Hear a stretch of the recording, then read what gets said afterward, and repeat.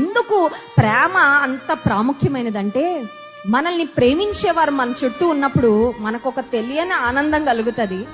మనల్ని ప్రేమించేవారు మన చుట్టూ ఉన్నప్పుడు మనకి స్ట్రెస్ ఉండదండి. చూడండి, ఎందుకంటే మనల్ని ప్రేమించేవారు మనలో తప్పులు వెతకరు, మనల్ని జడ్జి చేయాలని చూడరు, మన ముందొకలాగా మన వెనకొకలాగా హిపోక్రసీతో వారు ప్రవర్తించరు. మనల్ని ప్రేమించేవారు మన చుట్టూ ఉన్నప్పుడు మనకు ఒక తెలియని ధైర్యము, ఒక తెలియని ఆనందం వచ్చేస్తా ఉంటది.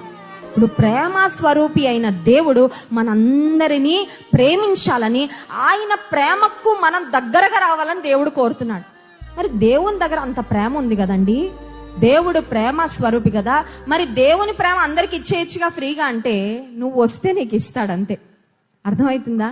కానీ ఇప్పుడు ఉన్న సమస్య ఏంటంటే, చాలా మంది దేవునికి అవుట్ ఆఫ్ రీచ్ వెళ్ళిపోయారండి. దేవుడు వాళ్ళతో మాట్లాడాలని ట్రై చేస్తుంటే అవుట్ ఆఫ్